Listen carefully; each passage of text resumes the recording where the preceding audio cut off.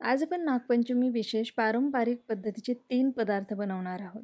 त्यामध्ये सगळ्यात आधी आपण ज्वारीच्या लाह्या कशा बनवायच्या ते बघणार आहोत. त्यासाठी इथे मी ज्वारी घेतली 1 वाटी एवढी. आता यासाठी थोडी वेगळ्या प्रकारची जी ज्वारी असते ती वापरतात लाह्या बनवण्यासाठी, पण ती प्रत्येकाकडेच नसते. त्यामुळे इथे मी जे पण रेग्युलर भाकरी बनवण्यासाठी ज्वारी वापरतो ती ज्वारी घेतली. निवडून घेतलेली आहे.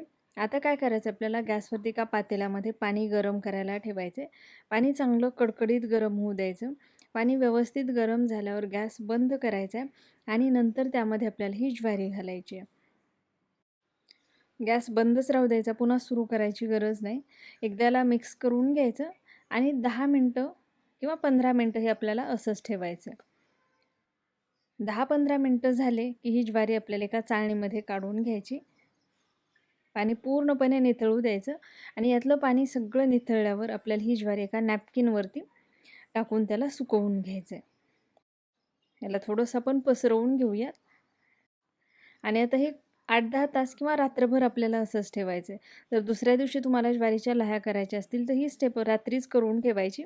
आता हे असंच ठेवायचं आणि दुसऱ्या दिवशी बघा ही आपली लाह्या बनवण्यासाठीची ज्वारी तयार झालेली आहे. या पद्धतीने जर लाह्या बनवल्या तर लाह्या व्यवस्थित फुटतात, एकदम छान लाह्या तयार होतात. आता ही ज्वारी आपली तयार आहे. आता गॅसवरती एक कढई आपल्याला गरम करायला ठेवायची. शक्यतो जाड कढई वापरायची म्हणजे लाह्या छान होतात. इथे लोखंडी जाड कढई गरम करायला ठेवली. कढई चांगली कडकडीत गरम होऊ द्यायची किंवा खूप चांगल्या प्रकारे ती तापू द्यायची मोठ्या फ्लेमवरती. कढई एकदा चांगली तापली की त्यामध्ये आपल्याला अगदी मूठभर ज्वारी घालायची. यापेक्षा जास्तही घालायची नाही ज्वारी. त्याला सतत हलवत राहायचं आणि जेव्हा याच्या लह्या फुटायला लागतील तेव्हा यावरती झाकण ठेवायचं म्हणजे त्या लह्या उडून बाहेर पडणार नाहीत. बघा अशा पद्धतीने एकदा एखादी लाही तुम्हाला वाटलं की ती फुटायला लागली किंवा लाही तयार व्हायला लागली, यावरती पटकन आपल्याला झाकण ठेवायचं आहे. गॅसची फ्लेम मीडियम ठेवली या स्टेजला तरीही चालतं. आणि इथे आपल्याला काळजी घ्यायची की ह्या लाह्या फुटल्या की पटकन आपल्याला त्या काढून घ्यायच्यात. नाहीतर नंतर काय होतं त्या खूप पटकन करपतात देखील. त्यामध्ये जरी काही ज्वारी राहिलेली असली तरीसुद्धा हे काढून घ्यायचं. आता याच पद्धतीने बघा दुसऱ्या बॅचसाठी सुद्धा आपल्याला कढई चांगली गरम करून घ्यायची. कढई चांगली गरम झाल्याशिवाय लाह्या तयारच होत नाहीत. त्यामुळे कढई चांगली गरम करून घ्या. नंतर त्यामध्ये मूठभर ज्वारी घाला. एकदम फास्ट फ्लेम ठेवली तरी चालते. त्याला हलवत राहायचं. पटकन त्यावरती झाकण ठेवायचं. लाह्या अशा मस्त फुटल्या की पटकन आपल्याला काढून घ्यायच्यात. याच पद्धतीने सगळ्या लाह्या आपल्याला तयार करून घ्यायच्यात. एकदम मस्त लाह्या आपल्या तयार होतात. आता बघा इथे एक वाटीभर ज्वारीपासून आपल्या भरपूर लाह्या तयार झालेल्या आहेत आणि एकदम मस्त झाल्या आहेत. जर त्यामध्ये जास्त ज्वारी राहिली असेल तर एका चाळणीने किंवा झाराने चाळून घ्यायचं आणि पुन्हा त्याच्या लाह्या बनवायच्या. तर अशा पद्धतीने मस्त लाह्या इथे आपल्या तयार करून झालेल्या आहेत. या लाह्या तुम्ही दुधामध्ये टाकून खाऊ शकता किंवा याचा चिवडा बनवून खाल्ला तरीही चालतं. खूप पौष्टिक असतात.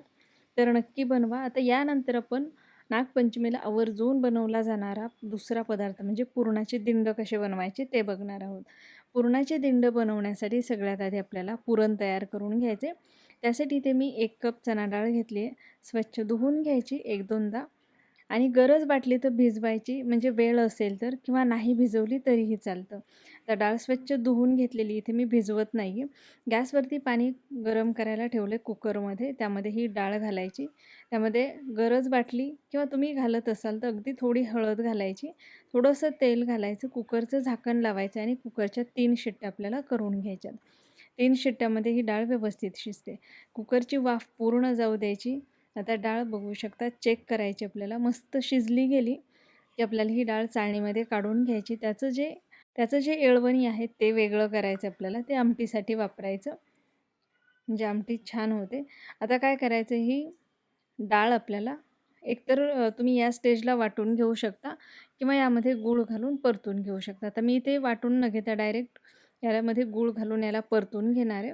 आपण इथे 1 कप डाळ घेतली. जेवढी डाळ घेतली तेवढाच मी यामध्ये बारीक चिरलेला गूळ घातला. आता हे आपण परतून घेऊयात.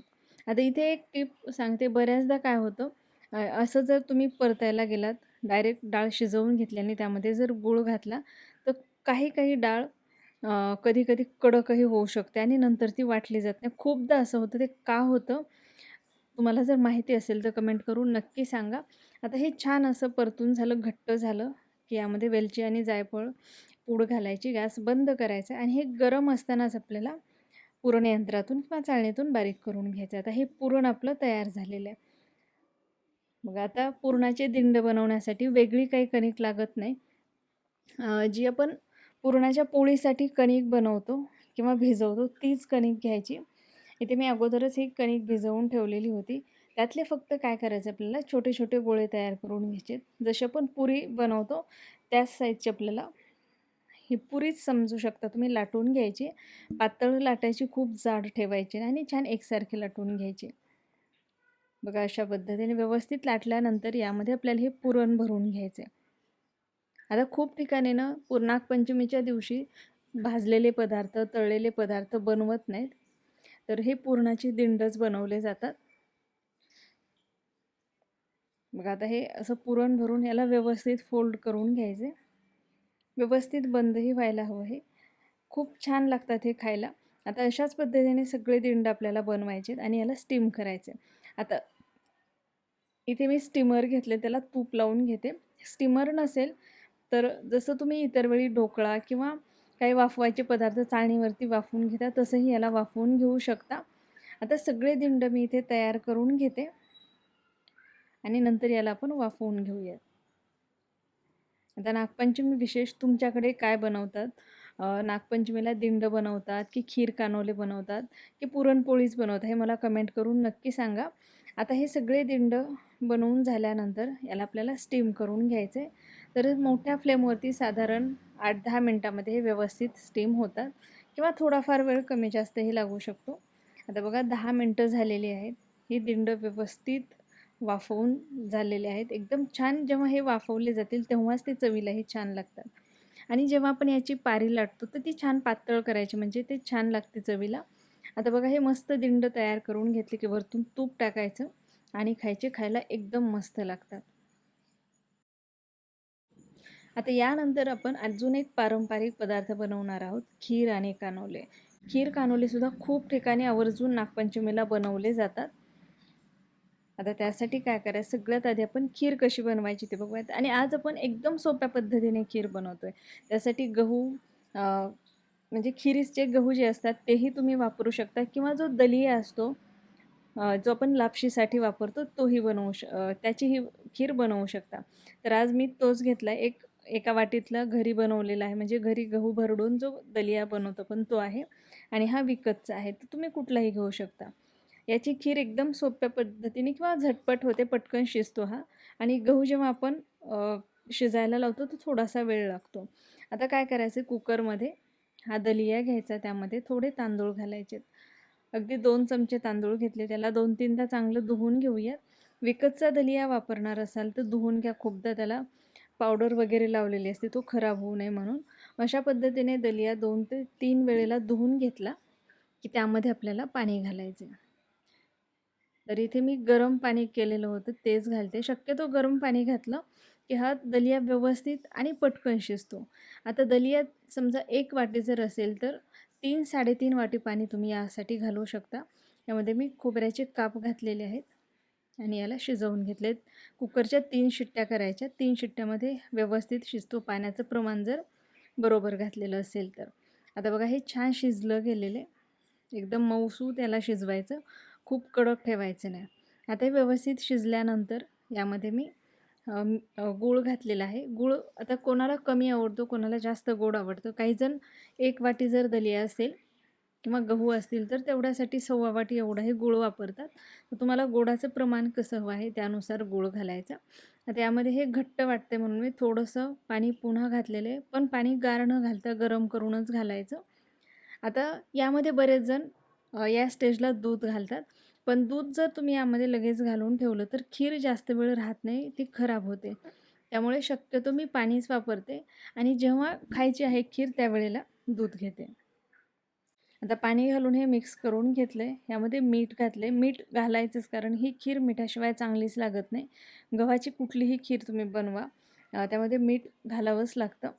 थोडे काजू बदामचे काप घातलेले आहेत, वेलची पावडर घातली आणि अगदी थोडंसं मी तूप घातलं आहे यामध्ये आणि आता हे मिक्स करून घेते. बघा हे एकदम छान शिजलेले, एकदम मऊसूत झालेले आहे. मला थोडासा गूळ कमी वाटत होता, त्यामुळे मी पुन्हा यामध्ये गूळ घातला आहे. मिक्स करून घेते आणि गूळ विरघळला की गॅस बंद करते. आता दूध कधी घालायचं ते मी तुम्हाला पुढं सांगणार आहे. आता हे तयार करून ठेवायचं असं आणि आपल्याला नंतर कानोले बनवून घ्यायचे. बघा हे असं छान चटचटायला लागलं की गॅस बंद करायचा. आता कानोले बनवण्यासाठी 1 वाटी मी गव्हाचं पीठ घेतलं. त्यामध्ये मीठ घालायचं, थोडंसं तूप घालायचं साधारण चमचाभर आणि याला मिक्स करून घ्यायचं आहे. तूप घातल्यामुळे काय होतं, कानोले छान खुसखुशीत होतात, खाताना चिवट लागत नाहीत. त्यामुळे तूप टाकून याला व्यवस्थित असं चोळून घ्यायचं पिठाला आणि नंतर यामध्ये आपल्याला थोडं थोडं पाणी घालून पीठ भिजवून घ्यायचं. आता हे जे कानोले आहेत त्यासोबत तांदळाची खीरसुद्धा बनवतात बऱ्याच ठिकाणी.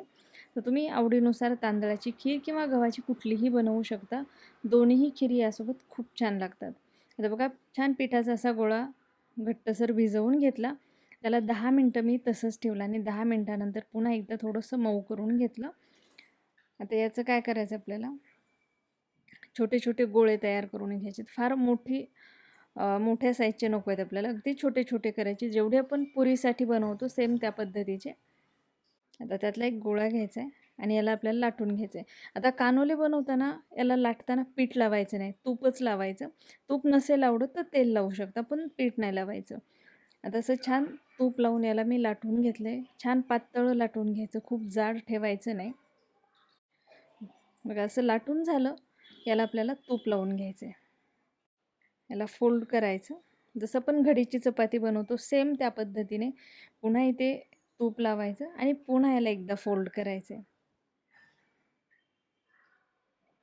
बघा आता याला असं फोल्ड केलं की असंच ठेवायचं, पुन्हा ह्याला लाटायचं नाही. आता याच पद्धतीने आपल्याला सगळ्या पिठाचे कानोले तयार करून घ्यायचे. बघा इथे कानोले तयार करून घेतलेत. आता स्टीमर घ्यायचं किंवा चाळणी घ्यायची, कशातही तुम्ही स्टीम करून घेऊ शकता. स्टीमरला तूप लावले, त्यामध्ये आपल्याला हे अशा पद्धतीने ठेवायचे. गॅसवरती आधीच मी पाणी गरम करायला ठेवलं होतं, त्यावरती हे भांडं ठेवायचं. मीडियम फ्लेमवरती 10 मिनटं याला स्टीम करून घ्यायचं, जशी आपण पुरणाची दिंड स्टीम करतो सेम त्या पद्धतीने. आता तोपर्यंत आपण जी खीर तयार करून घेतली त्यामध्ये दूध घालूयात. दूध गरम करून घेतलेलं आहे, यामध्ये घालून मिक्स करून घ्यायचं. तर याच पद्धतीने शक्यतो दूध घालतात, कारण आधीच जर खीरीमध्ये दूध घालून ठेवलेलं असेल तर ती जास्त वेळ खीर राहत नाही, खराब होते नंतर. त्यामुळे शक्यतो असंच करा. तर बघू शकता दूध घालून व्यवस्थित मिक्स करून घेतले मी. वरतून हवं तर तुम्ही पुन्हा ड्रायफ्रूट्स घालू शकता आणि तूपही घातलेलं आहे. आता 10 मिनटानंतर हे कानोले छान स्टीम झालेले. हे स्टीम व्यवस्थित झाले तरच खायला छान लागतात, त्यामुळे ह्याला व्यवस्थित स्टीम करायचं. आता बघा मस्त झालेले, दिसायलाही छान दिसतात आणि खायला खरंच खूप चविष्ट लागतात. हे तुम्ही नक्की एकदा करून पहा आणि आजच्या 3ही रेसिपी तुम्हाला कशा वाटल्या मला कमेंट करून सांगायला विसरू नका.